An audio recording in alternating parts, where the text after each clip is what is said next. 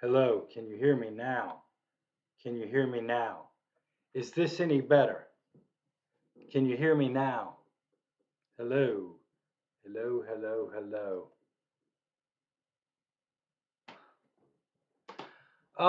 You know what, folks? I was screwing around with the internet last night with Ryan trying to figure some technical issues out, and I totally screwed my internet up. I am so sorry about that. Let's go ahead and do the quick lecture then. I apologize. Thank you very much for being willing to stay with me. You're a great audience. Okay, there we go. So we've got everybody now. Jesus. Okay. Well, I guess I won't screw around with that again now, will I? Maybe that's why you couldn't hear me last night, Ryan. Remember, you were talking about difficulty hearing me. Let's go ahead and get started with the lecture. So, we're talking a little bit about death and dying. All right, now, I've been to two funerals in the last 6 months, and one of the things I've noticed is that Southern Caucasian Christians have a very specific way of going through the ritualistic process of grieving. Our funerals have a very set protocol for how these things happen. And as I sat and watched as a developmental psychologist who's been thinking about this scientifically for a while, I was really quite amazed to see how this routine is played out so carefully. And I began to wonder what the purpose of having such a strong ritual of death is. Now, one of the things that you're going to notice as you look around the world is that they are something, that is for sure, right? Now, one of the things you're going to notice is if you look around the world is that every different culture is going to have a different ritual for death. So we all have these different variations in the processes, rituals in which we treat death. However, there is one universal. Every culture is going to have a very specific ritual for how they treat death. So it's really weird. For some reason, human beings have a need to ritualize and have this kind of way of treating people who die. Now, one of the things that I always find interesting about teaching here at Wake Tech is we have a very international body of students. And I noticed that people from around the world have way different ways in which things that they do during the during funerals, right? And it's kind of interesting to see those things. Let me go back actually up here. And so, one of the first things I do want you to understand is that there are these cultural variations. Although there are cultural variations, every culture has a very strong ritual for how they deal with this process of death. Now, I, on the other hand, am going to think about death not so much from this cultural ritualistic process. This is probably something that you should do in your anthropology class or your sociology class. So we're going to kind of leave this alone, and I'm going to talk about death from the numbers. If you remember, I suggested to you at the beginning of the semester, the reason that we care about developmental psychology is because it's helping humans lead longer, happier, healthier lives. Remember, the life expectancy in 1900 was only 47 years of age. Now, I was looking at this actually the other day, and yes, the average life expectancy for somebody born today is 78 years of age. Wow, what a difference we've made by understanding the health risks, the health challenges, and the things that human beings need to do in order to grow into a healthy, happy human being.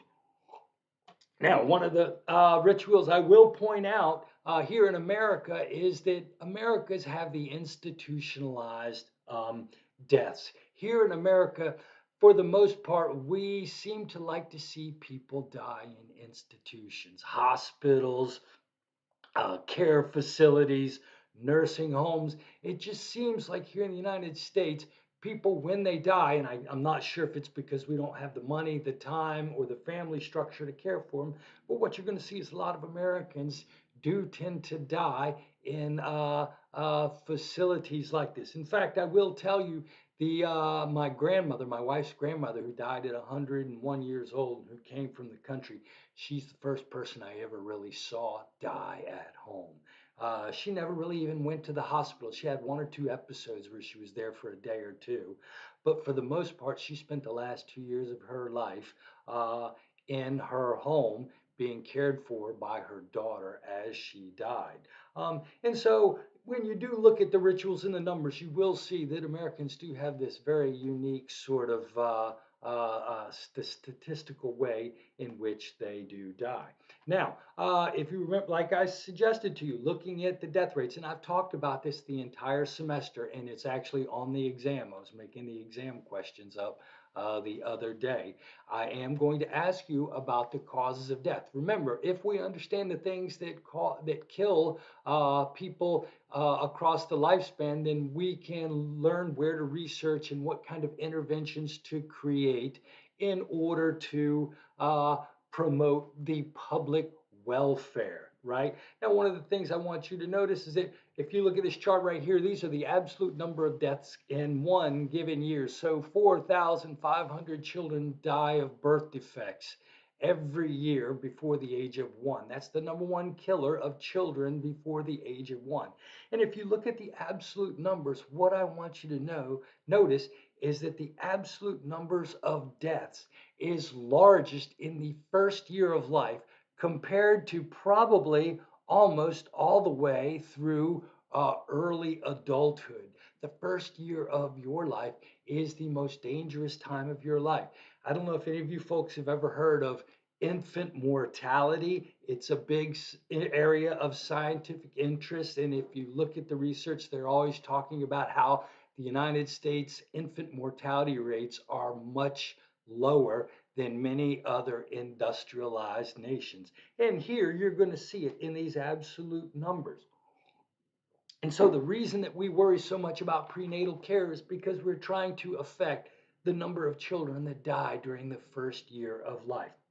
Back in the 1900s, you would have 2 or 3 or 4 children knowing that one or two of them was probably going to die before they got out of childhood. Now, if you think about it, we do child locks, we worry about seat belts and car seats, and if you think about it, look across the across for the next 6 to 7. Actually, I take that back. For the next 30 years, the most common killer of human beings is going to be accidents. It's going to be accidents. And so that's why we talk about car seats. That's why we talk about seat belts. That's why we talk about drinking and driving. These are the things that kill Americans. These are why these policies and these rules are in place. Now, what I want you to notice is that people my age are dying of cancer. People in their 40s and 50s are being killed most commonly by cancers. In fact, I was reading an article the other day, and I'm always seeing these articles, and I want to send them to you, but I know I shouldn't be one of those annoying teachers. But they were talking about the precipitous spike in cancers that are occurring in the early 40s. You'll notice that cancer is the second leading cause of death from 35 to 40. What they've noticed in the last 5 or 10 years is that the number of cancer cases has really spiked in these age groups. And we're interested in understanding the facts that are causing this early onset cancer because we know that cancer is a big risk for people my age. I actually have a 52-year-old friend who just died of cancer, another 50-year-old lady, acquaintance, not a close friend, who died of cancer, and I actually had throat cancer a couple of years ago. So yes, cancer is a big deal. And so this is why they tell you not to smoke. This is why they do cancer screenings. Did you know if you smoke more than, I think they call it 20 pack years of cigarettes, you are now eligible for a preventative cancer scan of your upper chest. They didn't used to do that, but the rates are so high now that if you've smoked cigarettes, is it, I think it's 20 pack years. So if you smoke a pack a year, a pack a day for 20 years, your insurance will now pay for these cancer scans because they are affecting us in middle age. I'm a year and 3 months clean. That's amazing, Ryan. I smoked 2 packs a year, 2 packs a day for 15 years and quit at 30. And I know exactly what you went through. That is an amazing thing to achieve. And God bless those of you who never chose to smoke. You really dodged a bullet there because there's nothing fun about quitting cigarettes. Now, what you're going to notice is that not my age. I'm in middle adulthood, but when you get to late adulthood, right? So the 60 and 60 plus, those people, you see that the most common killer of people is now going to be heart disease.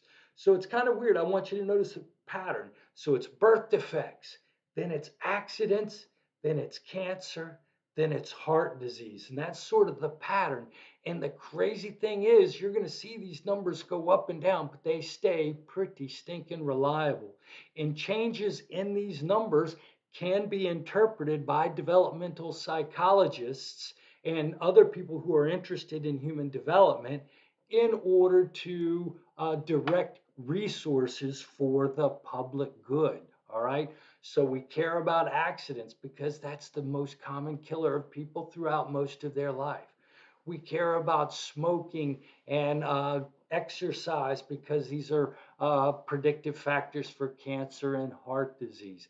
And we really, really, really wring our hands here in America about the fact that I think we're like 34th or 35th, or maybe even worse. Actually, why don't somebody Google that right now while I'm lecturing? Where does the United States rank internationally in infant mortality? I'll bet you it's going to be embarrassing, our rank in against industrialized nations. And so these kinds of things inform the discussion. They are the whole reason of developmental psychology. Remember, the goal of developmental psychology is to help people live lives of well-being. And well-being involves living a long time, living healthy without free of physical deficits, and being a productive and happy person, right? So there's a lot of things that developmental psychologists are interested in. We're 33 out of 36. Nice. So that means we suck, Katie Bauer. We are not very good. So this is an area where we should look and make cultural and international comparisons to find out. And you know, some people point their finger at the American insurance and medical system, which makes it, which doesn't allow for universal free maternal care. You know, maybe there are things we could do if we provided better prenatal care. Wow, 5.8 deaths per 1,000 lives births. That's not eight. I mean, that's, you know, that's a small number per 1,000 births, but that's not a non-zero number. That's almost 6 families uh, that are destroyed during the first year of life. Think about it. How many children are born here in Wake County every year? If there are 20,000 births, that means that, you know what I mean? Maybe there's not 1,000. Maybe there's, let's say there are 1,000 live births in Wake County every year. I don't know how many there are, but that means that there are 6 families uh, that go through this every year. And so these things are really important numbers that help us sort of think about and frame discussions of public health. Now, uh, how do you know you are dead? If I can keep your brain alive, if you can talk to me, but I have to have a machine to keep your heart beating, we tend to think of a person maybe as being alive. On the other hand, if a person's heart is beating, but they can't talk to us because their brain is dead, we tend to think of these people as being dead. The weird thing is, you kind of ask the question, and I've seen these documentaries. I'm nerdy this way, and watch those documentaries on defining death, and it's really weird to define that dividing line between being alive and being dead. So your brain talks about brain death as being sort of the big indicator that doctors use. When all electrical activity of the brain is ceased for a specified period of time. Flat EEG reading for a specified period of time is one criterion of brain death. Um, Now, they typically measure your higher brain cortical functions and your lower brain cortical functions. We never talked about this particular part of your brain in intro or in developmental psychology, but there's a part of your brain called the reticular activating system that sort of allows you to be consciously aware of everything that's going on in your body. It's sort of the connection between your lower brain centers that keep your heart beating and your higher brain centers that allow you to think and react. And so, what you're going to notice is that sort of different parts of the brain may die before one another. So even the brain doesn't sort of die all at once. And the question is, if a person's brain is still causing their heart to beat, right? So you do need your brain for your heart to beat. But if your lower brain areas are intact and they're keeping your body going, are you alive? Are you dead if you can't talk to anybody?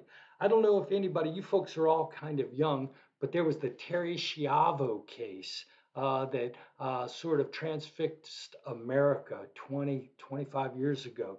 This lady laid as a vegetable and in a vegetable state in a hospital for like 11 years or 12 years. And she was in a completely vegetative state, and her husband wanted to turn off the machines and let her die, but her mom and her dad and her family didn't want this. They said she wasn't dead, and so they had this huge court case, and this lady laid in a vegetative state. I know it was from over a decade. If somebody wants to Google that, Terry Schiavo, Schiavo. She laid in a vegetative state. Do you think she's alive? Are you alive if you're not aware? Um, uh, what exactly? How do you want to be alive? Do you want to be alive in a hospital bed for 10 years like Terry Schiavo, or would you rather pass on if you don't have your higher cortical functions? Now, the reason I say this is because each and every one of us is going to have to make this decision at some point in our life. However, by the time it comes time for this decision, uh, you may not have anything written down. And if you don't have anything written down, then what happens to you in these unfortunate situations sometimes gets decided by people who probably shouldn't be making that decision. Did anybody Google Terry Schiavo? How many years did she lay in a hospital bed? I'd be curious. And the question is, would you want to lay in a hospital bed for a year or 2 years or 3 years? Or would you want them to take that care away from you and let you die quickly and peacefully. If you don't do any advanced care planning, somebody else may be able to make that decision. And the argument was, what would Terry have wanted? And her parents had a very good case for what they thought Terry wanted, and Terry's husband had a very good case for what he thought Terry wanted. But nobody knew. So there you go. She laid in a hospital bed for 15 years. And this is because she did not have an advance directive stating what she wanted done with her body. Um, I did this probably back in my early 40s when we got our wills. Most people do not have wills, which is a bad way because then you don't get to decide necessarily who gets your money and how it's divided. But this is even more important in end of life decisions, right? Because what it means to be dead, like I said, depends on how you define living and dying. And people have different preferences for how they wanted to be treated at this last moment of life. If you have an advance directive or a living will, you get to determine exactly what happens, right? Um, do you want to, would you want to lay there for 15 years with the hope that you'll wake up? Now, I did read about a case of a little girl who the hospital was trying to cut her off, and her parents fought for her through the court system. And after 4 years, she was a miracle who did wake up, right? And so she was an example of waiting it out. And the question is, who gets to decide that? And if you have an advance directive, as few people do, you get to make those very hard decisions about your life. Now, probably a more controversial topic would be this idea of assisted suicide and euthanasia. Do you think people, if we're going to allow you to make decisions about your end of life, your advance directive, what happens when you need help breathing, if you have a terminal disease and you know there is no way you are going to avoid dying and you are going to die shortly, should you be allowed to decide to hasten your death? How many of you would agree with people's right to assisted suicide? Do you think people should be able to do that? Did you know? In fact, I think we talked about this maybe in class, in webinar a couple of weeks ago. Do you think people should be, who are suffering from untreatable severe mental depression or mental health problems, do you think they should be allowed to euthanize themselves? Okay, so we do have Katie Bauer and Nicole Cochran. All right. Now, if you, I don't know if any of you remember this guy, Dr. Jack Kevorkian, was very famous here in the United States back in the late 90s because he was known as Dr. Death, and he helped people in terminal situations who wanted to end their life. And what he would do is he would set people up, he would come to their place and he would set them up with the chemicals and the procedure they needed to end their life. He didn't actually do, I don't think he actually did the injecting, but he sort of gave them the tools that they could use to end their own life. Now, this guy actually went to jail. I think he went to prison for probably about 10 years for doing this. But you folks, people have changed, and now there are places around the world, and I think there are even places here in the United States where you can choose this path if you have a terminal illness. Katie Bauer says mental health is tricky because someone must be of sound mind to consent to assisted suicide. And the whole nature of people with psychological disorders is that they may not be of sound mind. Like psych interviews and a shown history of trying therapy medications in place for instances of mental health related issues. You know, that is kind of interesting that Kate and Nicole have even a semi positive view of that. Because coming from my cultural background, I would never even consider the possibility of allowing someone to to to to euthanize themselves because of psychological disorders. Now, I know I'm probably the old fogey here, but it's really weird. I think it represents a cultural divide, uh, probably a demographic difference between your group and my group.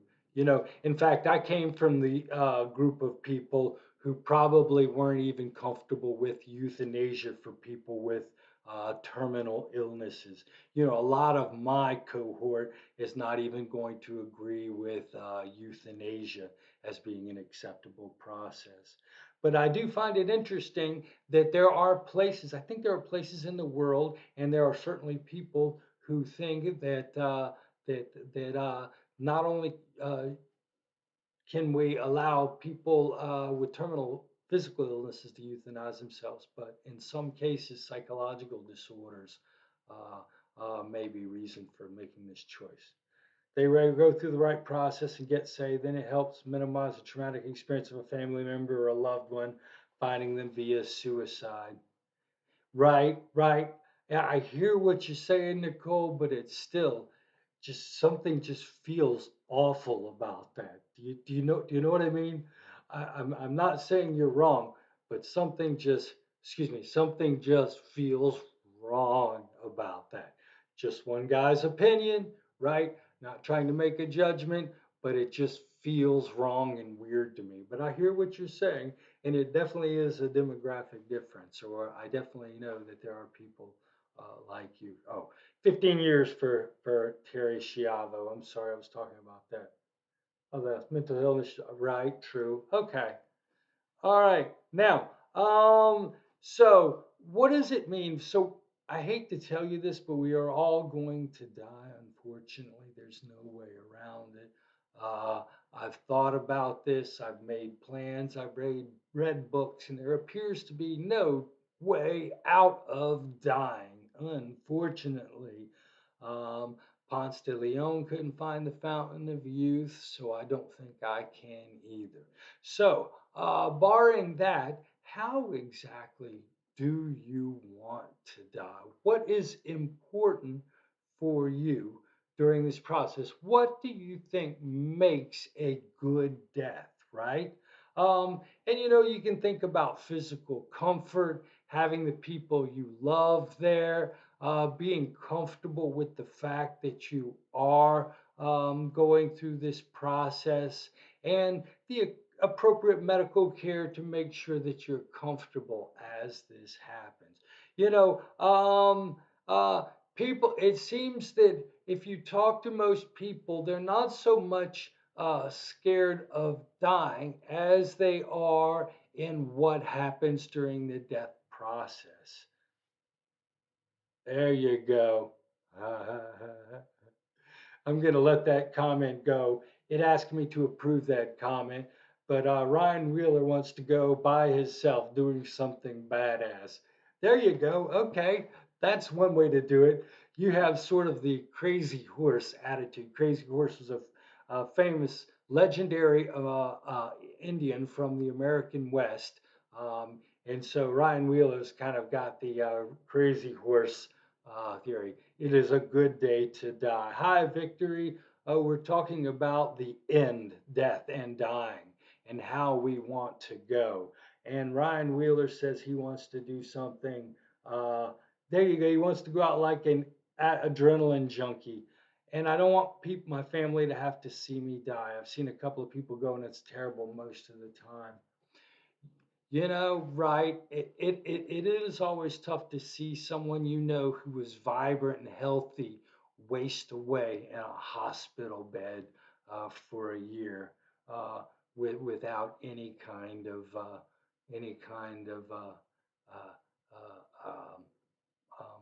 any kind of control, right? So when they ask people, really, what people are most worried about dying is losing control before they die, right? Of having things happen to them that they can't stop. People then are worried about being pain free. And then people are again worried about how their friends and family feel, about the sadness and the emotionality of going through this process. So really, it's not so much the fact that people die, but it's really being in control of how you die. You know, I had a good friend from high school, and her sister was murdered recently, and her sister was in her late 40s, and it just came out of nowhere. And you know, she had a couple of young children, and just if you think about it, it's not so much the fact that we die, but just what happens, what is left, what that process is like when we have to go through that process. Now, how many of you are familiar with hospice? Have any of you ever seen somebody going through hospice before? Do oh, I was going to say, do any of you work in hospice? So, Victory, you have the floor. You know, I would say people who choose hospice, Victory, have probably made the decision to be in control of their death, anyhow, right? So, you know what I mean? You're probably seeing the successful deaths. And uh, it does, right? So, what do you find is important for people in these hospice situations? And do you do it in a place where they come to you, or do you go to them, Victory and Katie? Both of y'all. I'd be curious if you would type in the chat bar and let us know a little bit about your hospice work experiences. I've got some bullet points, but I don't work there, so I'd rather hear what you have to say, right? But you know, hospice was something I had never heard of as a kid. It was relatively new in my teenage years and as a young man in the 1980s and 90s. Hospice wasn't really something that existed. You know, back when I was growing up and even before me, you know, your family took care of you as you died. But as the United States become more nuclear in its family organization and people moved off to these smaller units, you don't have uncles and cousins and nieces to take care of you. So then we need this alternate service to help us. Now, hospital deaths do occur, as we mentioned earlier. Most of them die. Most people do die in hospitals or other institutions. But we now have this different option called hospice, which allows us to sort of die without the need for a hospital, but in a situation where people maybe we don't know can take over the functions that were typically done by family members in these extended family situations. Victory has done both. She's worked in a hospice institution or in-home hospice. Now we had in-home hospice care come from my grandmother. A lady would come every morning. I think they came once. Did they come once a day, maybe twice a day? And they would bathe Nana and they would change her and they would talk to her and they would do physical evaluations, make sure everything was okay. And they sort of interacted with her and sort of helped her as a concierge with the hospital if she needed anything medical. And so they got her the medical bed, the medical equipment so she could be comfortable at home. So I guess that's kind of what you do, Victory. Okay.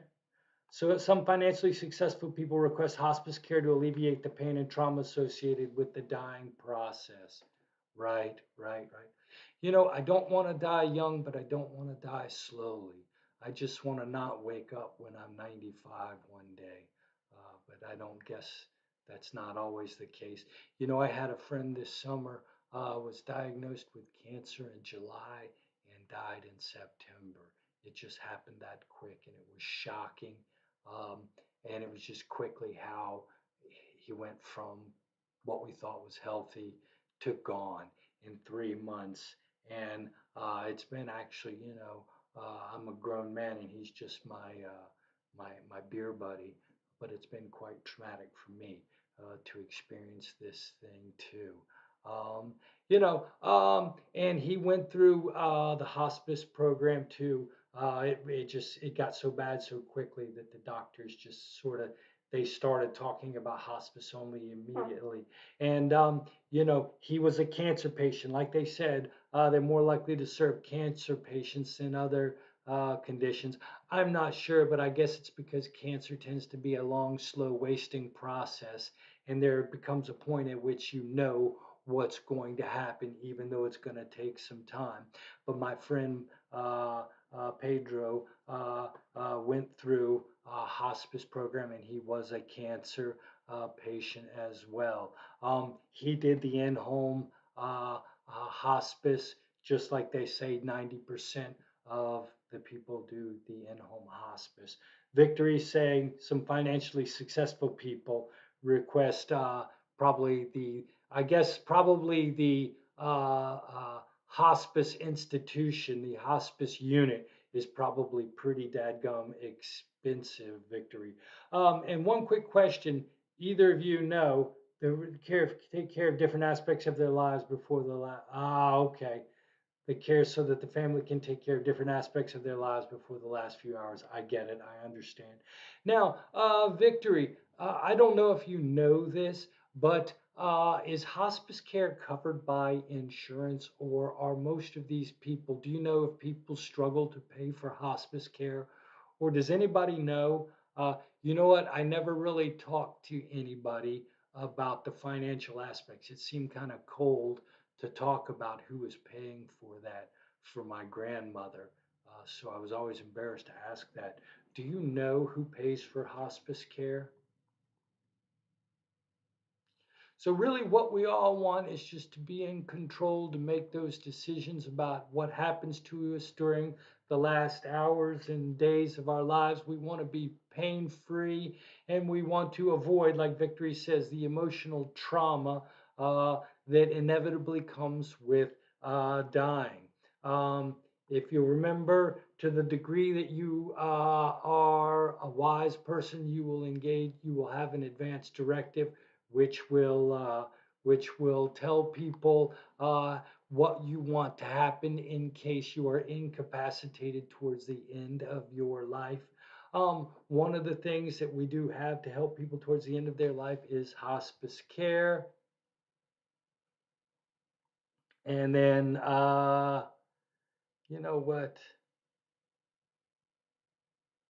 Um, I'm not going to talk about these last couple of slides. I will tell you, though, that my dad, Bob Roddenberry, he's always telling me that he does not want to go peacefully. He's like, going peacefully is for suckers. He's like, I want to go kicking and screaming because I'm not ready to be done. And, we all know it's coming, but the question is, how can you organize your life based upon this knowledge? This cancer scare that I had, and having a couple of good friends die immediately thereafter, rather suddenly, has caused me to become acutely aware of the fact that my life is going to be over one day. In fact, I am not going to be any healthier than I am right now in my 50s, right? I'm going to get weaker in my 60s and weaker in my 70s. And so, for that reason, I decided that it is time to start living my dream. If you folks remember, I spent a month in Croatia. I don't know if any of you asked your question, what the hell was he doing in Croatia? Well, you know what? After I got over my cancer scare, I realized that the one thing that I wanted to do more than anything in my life is be a digital nomad traveling the world. And so I restructured my whole financial life and everything I'm doing. And what I'm doing is once every semester, I'm spending a month in a different country teaching. My wife and I had to sit down and talk about our marriage and what we both wanted. But I rent this small, crappy place in a different part of the world, and I go and I learn about a different culture because it's the one dream I had.